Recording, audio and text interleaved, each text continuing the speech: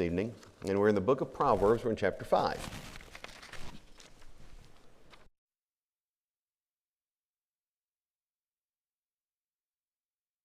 We've really come to verse 19. We discussed verses 15 through 18, drink waters out of your own cistern, running waters out of your own well. Let your fountains be blessed, rivers of water in the streets. The idea of there's a thirst being quenched here. And as we discuss what's being described, it becomes ever more evident when we get to verse 18. Let thy fountain be blessed, rejoice with the wife of thy youth. Well, the thirst that is being met pertains to the relationship between husband and wife, and it's very much the intimate relationship. There are those commentators that connect this idea of the fountains going forth as being the result of the marital intimacy, the children that will grow from the marriage. And indeed, there's a place for that application, especially in terms of the rhetorical question as it may be, will your fountains be dispersed abroad and rivers of water in the streets? Verse 16, if that's in question form as the American Standard and English Standard convey it, then it's rhetorical, and the idea of, how many fathers have children that they only see once a month? Or how many fathers have children that they don't even know their names? Should your fountains be dispersed abroad and rivers of waters in the streets? It's a sermon that is absolutely relevant today in terms of the idea of those whose children are theirs but not theirs. We even made the point last week, the idea of when, especially in our country, if a child is conceived in fornication and an unmarried mother decides she doesn't want that child, what say-so does the father have as to whether or not that child lives? None. So the question can absolutely pertain to responsibility as it pertains to seed, if you will. But ultimately, the discussion here hinges on the intimate relationship between husband and wife. Now, we came to verse 19, and that's where we were when last we were speaking. Let her be as the loving hind in the pleasant roe. Let her breast satisfy thee at all times, and be thou ravished always with her love. This verse is very specific. It is discussed on a high plane, yet it leaves no doubt as to the nature of what's being described. Let her satisfy thee at all times. And it specifically uses a word for a portion of her anatomy that is only used elsewhere in Ezekiel 23. Ezekiel 23 verses 3, 8, and 21, it's translated in the English Standard as bosoms, but it refers to the promiscuous activity of Israel and Judah as nations. This term, translated breast in Proverbs 5:19, is one that's very specific as it pertains to not just a portion of the anatomy, but an intimate discussion of it. What's being described here is very much intimate. Let her breast satisfy thee at all times. Be thou ravished always with her love. Now, there are a couple of ideas that ought to be noted here. At all times means when. Always means when. At all times. So there is no exception, and we're going to direct this in the same direction that the wise man directed it. There is no exception to this for the man. There should be no other source of pleasure, no other sight that enthralls, no other touch that intrigues. Let her be the one that satisfies thee at all times. Be thou ravished always with her love. If he's struggling with pornography, he's violating this, because there are other features of other people that are satisfying him at other times. And such things ought not so to be. Yes, if he is flirting with fornication or committing it, he's absolutely violating this. We live in a world that is sex crazed. We live in a world that has turned that 3-letter word into a 4-letter word because of the amount of filth that has been attached to it, when the original plan for God was for this to be something beautiful within the confines of marriage. When He averts His eyes and focuses His mind in another direction, He's violating the exhortation given in Proverbs 5:19. Now, what's really interesting is we can use words like enthralled, infatuation, or even intoxicated to describe what's being discussed in Proverbs 5:19. Let her satisfy thee at all times, be thou ravished always with her love. The word translated ravished in the English Standard Version is translated as intoxicated. And one commentator or pair of commentators made this point. You've heard of the LXX? That's not a Super Bowl, by the way. That's the LXX is the Hebrew translation of Scripture into Greek, the Septuagint as it's often called. When the Septuagint translators translated this passage, they took upon them the role of censorship. They toned down the sense of what's being conveyed. And often commentators will do the same thing. In fact, some have even conveyed this in its actual meaning as saying that that's a behavior to be frowned upon. No. What's being described is an absolute infatuation to the point of an uncontrollable desire for the spouse. And that's the way it ought to be. Let me say that again. That's the way it ought to be. You see a newlywed couple that has trouble, he has trouble keeping his arm from around her, or he has trouble behaving in public. Well, he needs to control himself, but that's the way it ought to be. You see a couple that's been married 50 years, and they still have trouble restraining from a public display of affection every now and then. We're not endorsing lasciviousness. Please do not misunderstand the idea here. But it ought to be that way. There ought to be an infatuation for one another, a desire toward one another. Keil and Delitzsch describe it this way. They describe it as morally permissible love ecstasy, an intensity of love connected with a superabundance of happiness. There's a such thing as addictive behavior. But there is a realm wherein addictive behavior really ought to apply. And a spouse ought to be addicted to spouse. Husband ought to be addicted to wife, and wife ought to be addicted to husband. We live in a world where so many young men have become addicted to the sights that they can see on billboards, magazine covers, and websites that they struggle to be addicted to their spouses when they get married. They've become so accustomed to having their dopamine triggered and their hippocampus activated by things they ought never to see, that they struggle to know how to act in intimate roles as husbands.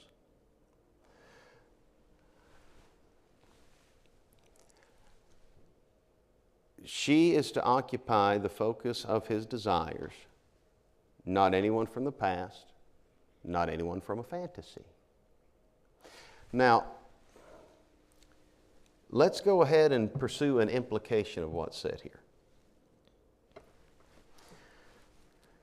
Because there have been far too many instances where if someone said, I desire my wife at all times, I desire to be ravished with her love, I always want to enjoy the privilege.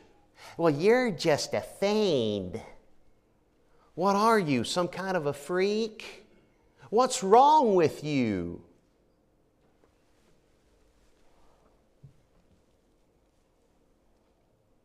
And those words have come out of the mouths of too many Christian women. If a man views his wife the way Proverbs 5:19 tells him to view his wife, there is no place for her to treat him as though he is some kind of a maniac, because he has the desire that God says he ought to have for his bride. Now, are there situations where perhaps because of chemical makeup, or perhaps because of physical conditions, that her desire and interest is unable to keep up with his? Absolutely, and there has to be a balance there. She told him, I just don't think it's important. Talking about intimacy. She told him that not long after they married. That was probably 50 years ago. For about the first 10 years of the marriage,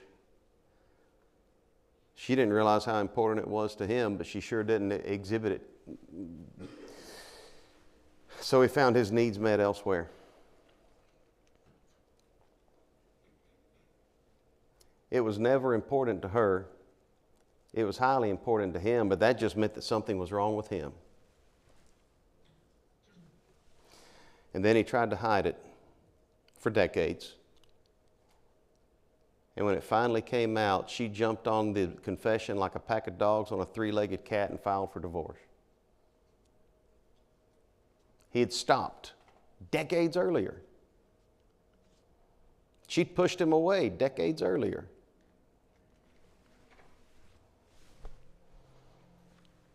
And as I tell that story,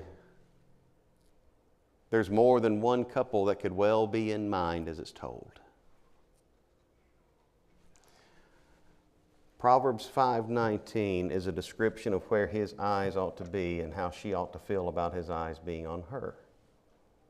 Proverbs 5:19 is an exhortation for a husband to be a husband and show her the very sort of affection and interest that she desires to feel, but there needs to be a reception of it.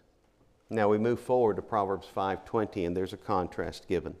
Whereas in verse 19, be thou ravished always with her love, intoxicated with her love, overwhelmed with her love. Why wilt thou, my son, be ravished, overwhelmed, intoxicated with a strange woman? You know, that strange woman might not be one whose warmth is felt, but she's seen in two dimensions on a screen or on a page or on a billboard.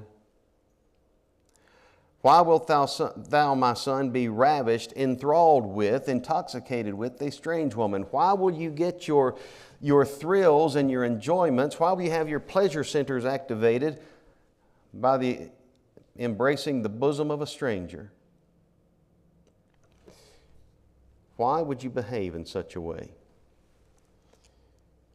Why indeed? There are two potential answers. There are two answers. One of them will always be the case. At times, both of these answers will be the case. Why would he do that? Because there's something wrong with him.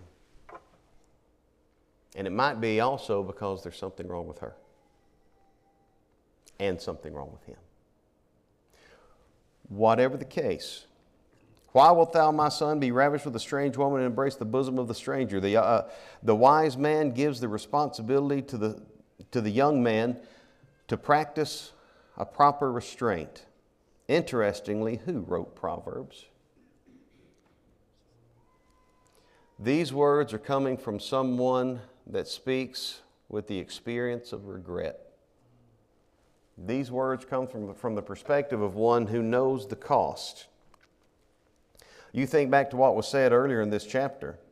You'll mourn at the last when your flesh and body are consumed, and you say, how have I hated instruction? What was Solomon's downfall? Those strange wives, those foreign women that he brought into his home, which, by the way, 1,000 total, 700 wives, 300 concubines over the course of some 40 years. Just the marriages. Solomon would have had a marriage, I think it calculates to once every 3 weeks.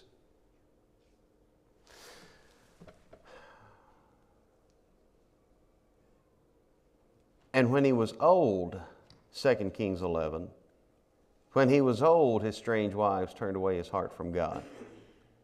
That's a crying shame, because he should have known better. But the one who gave this advice succumbed to the violation of it. Ever heard the phrase, it's easier said than done? That was the case with the one who gave these words, yet they're nonetheless appropriate. How have I hated instruction, my heart despised reproof. That was indeed the case with Solomon when it came to that. We come back to verse 21 now.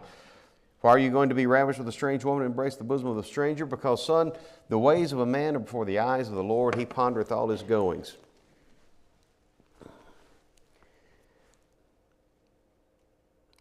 Addiction is a reality. And there are people that deal with various forms of addiction in the realm of the sensual. Whether it be the actual act and touch, or whether it be the view of the imagery. And in dealing with addiction, one of the things that can be extremely helpful is having an accountability partner. Someone that you check with that person daily and identify that things are well. Because so often it's the case that one of the reasons people succumb to their impulses is they think no one's looking. They forget anyone's looking. Zero accountability. The wise man says you've got an accountability partner because your life is lived in the sight of God and will ever be accountable to Him. For all the ways of man are before the eyes of the Lord. He pondereth all his goings. Everything we do is lived and done in the sight of God. His own iniquity shall take the wicked himself. Now please understand, we are not speaking in any way negatively about the idea of having a human accountability partner.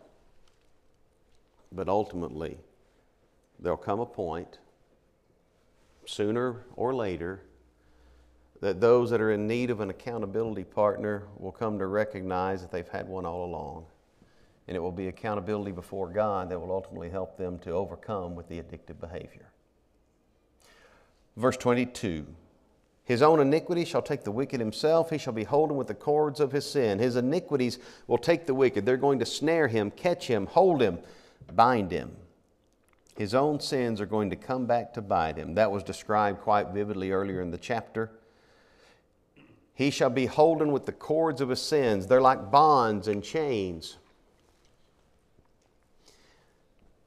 And in this regard, even the one that repents can find himself bound and chained to the repercussions of his actions. He can move forward with a right relationship with God, but he may never be able to move forward with a right relationship with a spouse. Romans 7, Paul put it this way, I speak to them that know the law, how that a woman is bound by the law to her husband as long as her husband lives. Bound by the law to her husband for as long as he lives. So that if she be married to another, she shall be called an adulteress. But if her husband be dead, she's no more an adulteress. The point there being this. Once a marriage is entered in the sight of God, what God hath joined together, Matthew 19:6, then those two people are bound to one another until one of two things happens. Death, at which point the surviving spouse is no longer bound to the marriage, no longer bound to spouse, no longer bound to God, or infidelity.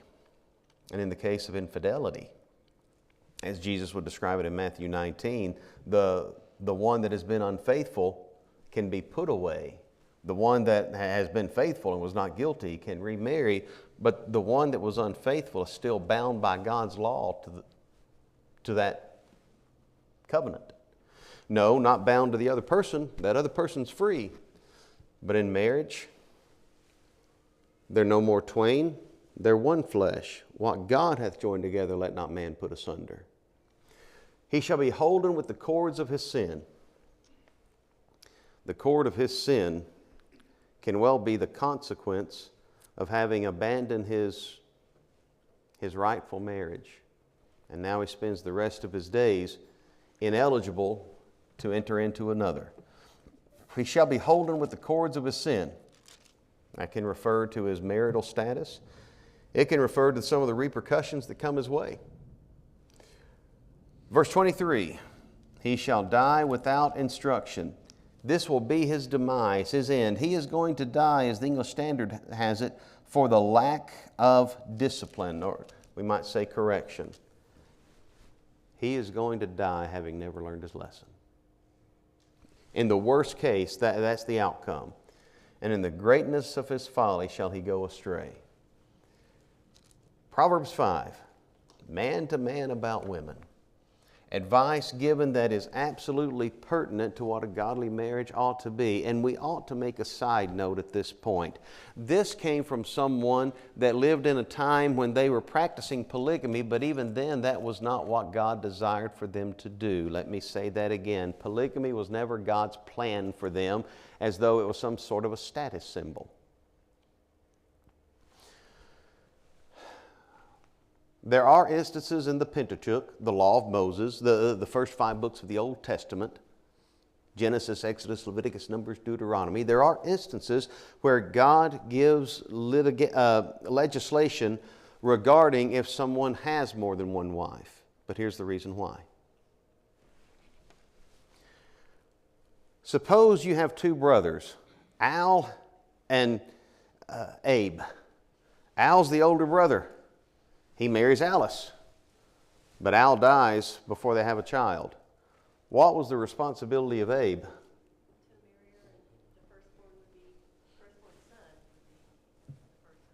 To marry his brother's widow and provide an heir that would belong to the deceased brother. But what if Abe's already married? He still has the responsibility.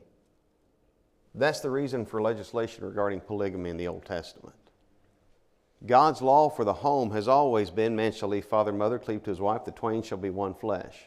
David violated it with his multiple wives. Solomon violated it with their multiple wives. And when they did that, it wasn't an exhibition of what God desired them to do. It was an exhibition of God's patience as He let an imperfect people be led and learn and grow as He brought about the world to the arrival of His perfect Christ and the perfect law.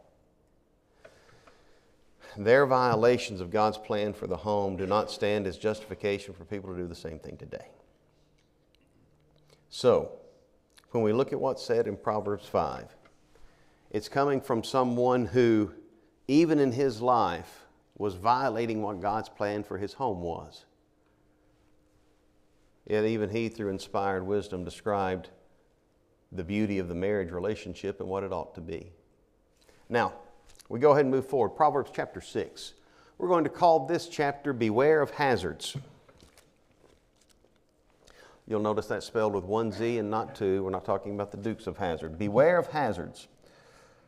My son, if thou be surety for thy friend, if thou hast stricken thy hand with a stranger. This verse begins with a transition, this my son idea. This is a new maskil ode. This is a new introductory song, if you will, or at least a maskil, a proverb discourse. My son, if you're surety for your friend, if you have stricken your hand with a stranger, we're going to call verses 1 through 5, beware of surety. And chances are this is all we're going to cover. We'll stop at verse 5 tonight. Beware of surety. We don't typically use the word surety, but the idea of surety becomes a bit more evident as we read what's said here.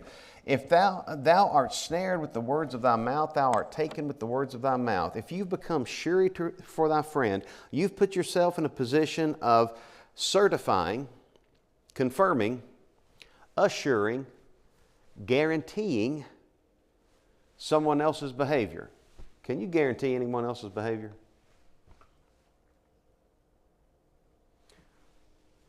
That's the problem. And that's just part of the problem. Not only is someone here guaranteeing the behavior of another, but he's doing it in a way that pertains to a loan.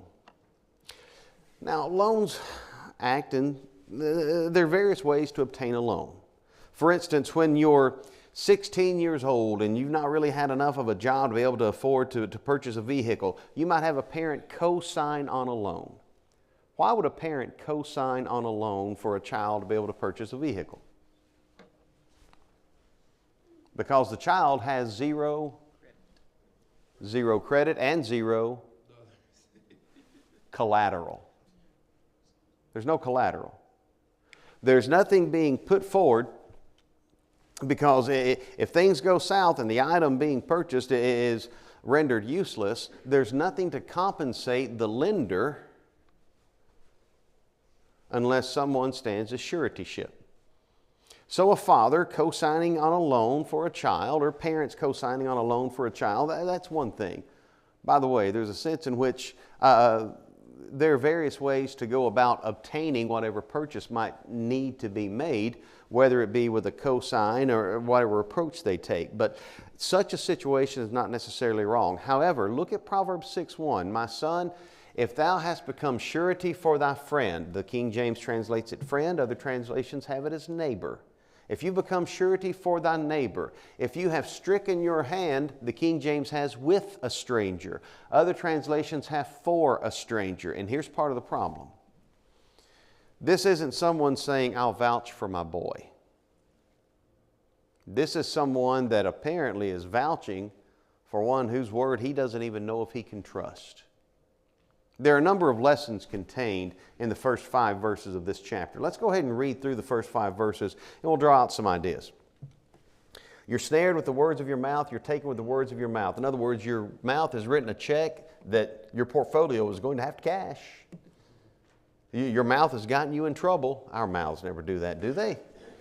Verse 3, do this now, my son, and deliver thyself. The word translated deliver in verse 3 is the same word translated deliver in verse 5. It could be translated as tear yourself away. Tear yourself free. Do this now, my son, and deliver thyself. When thou art come into the hand of thy friend, go humble thyself and make sure thy friend. When you put yourself in someone else's hand and essentially under someone else's control, you go. You humble yourself is how the King James has it. The word translated humble actually connects to the idea of trample. This is someone putting himself so low that he's in a trampled position. There's a humility being exercised in the activity endorsed in verse 3. Verse 4, give not sleep to thine eyes, nor slumber to thine eyelids, until you've made sure your friend, until you have made certain of this neighbor for whom you said you will be a surety, until you've done everything to do your due diligence to cover your bases. Give not sleep to your eyes, nor slumber to your eyelids. Verse 5, deliver thyself, tear yourself free as a roe from the hand of a hunter. Now, when we deer hunt, we use rifles or archery or a muzzle loader.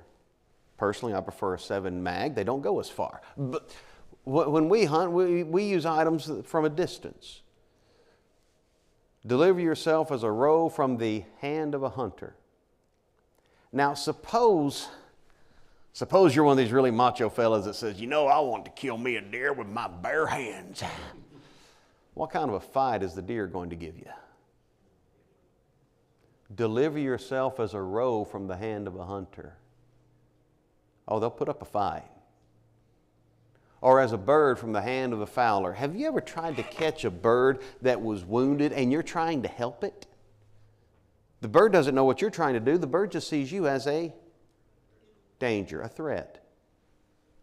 And it's amazing what that cute little winged creature can do with those. You didn't realize they were talons until they come at you. Vigorous, emphatic, urgent behavior. That's what's being described. We're going to look at 4 lessons to draw from this. First, there's a lesson in laxity. Because the one that is becoming surety, the one that is saying, I will vouch for, what's his name again? For a stranger, right? The one that's becoming surety in the presence of his friend or in the presence of that stranger has carelessly risked. And he's risking more than the borrower is risking. The borrower is just saying, hey, I don't have any collateral, I can't afford this item, and I've not worked to be able even to start paying on it. Will you put those things that you have either inherited or worked to obtain? Every good gift and every perfect gift is from the Lord, and you have all of these gifts from God, but God hasn't given me these gifts yet. Would you put yours on the chopping block as collateral so that I can have mine? That's what's being said. Will you put your property, your well-being, up for grabs in case I prove to be incompetent? There's carelessness here. He's risking more than the borrower. By the way, implicit in this wisdom is the fact that we ought to have our eyes open to be willing to say, no, I can't help you with that. We need to have our eyes open to be able to recognize responsibility. We'll get to the word responsibility momentarily. So there's carelessness in risking more than the borrower, and there's carelessness in guaranteeing the unknown. Especially when it comes to the behavior of one who is described at the end of verse 1 as a stranger. One whose behavior, whose credibility, whose accountability you really don't know. Now, there's really an honesty issue with the one that's willing to say, hey, I'll vouch for him when he doesn't have the information to be able to vouch. Now, we can take this thought and we can apply it whenever those students come to elders at Forest Hill or instructors of the Memphis School of Preaching saying, hey, will you be a reference on my resume? Well, if we know folks well enough.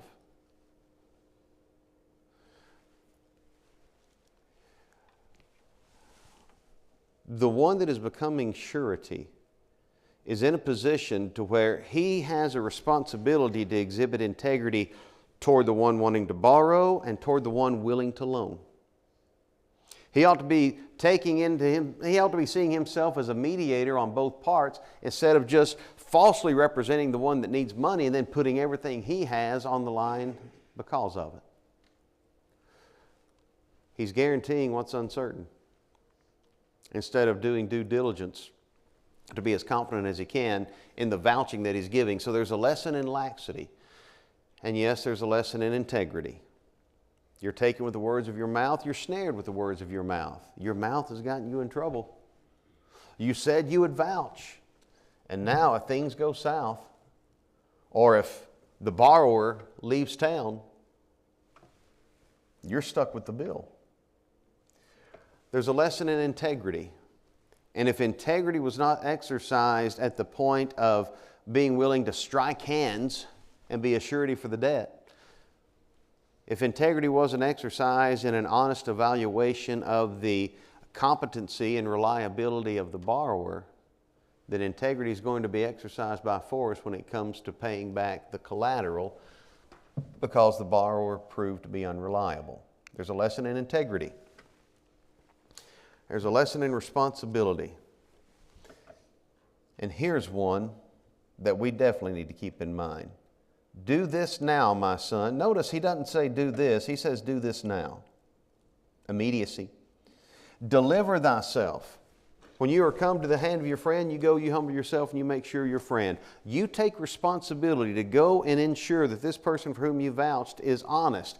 And you be humble enough to go to that person and make it clear that he has a responsibility. Hey, moms and dads, we can co-sign, but we need to have instilled the idea of responsibility and integrity long before we ever pick up a pen.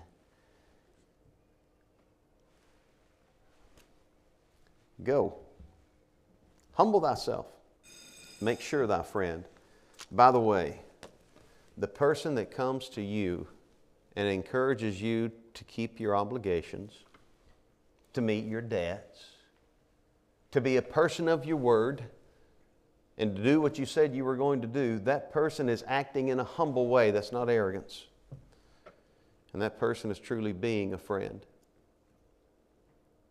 And if it's offensive to me for someone to point out where I have laxed in a responsibility or an obligation, then it might be the case that nobody needs to rely on me. Nobody needs to have confidence in me. And nobody certainly needs to be collateral for me. There's a lesson in responsibility. And then there's a lesson in urgency. Picking up at verses 4 and 5, give not sleep to thine eyes, nor slumber to thine eyelids. Don't say, oh, I'll wait a week or two. Deliver thyself like a roe from the hand of the hunter, like a bird from the hand of the fowler. Do it vigorously. Do it immediately. Take steps. When you have ensured that you will ensure someone else's credibility, well, then make sure you do it.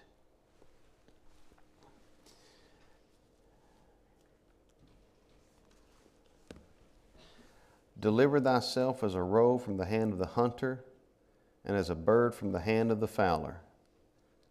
You know, when that roe's trying to get away from the hunter, she might just hurt something. When that bird's trying to get away from the fowler, he might just hurt something.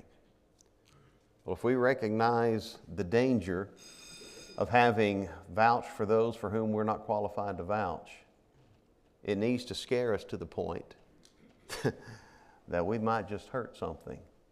But we're going to keep the advice that wisdom gives. Thank you for your time this evening. We'll pick up at Proverbs 6:6 next week.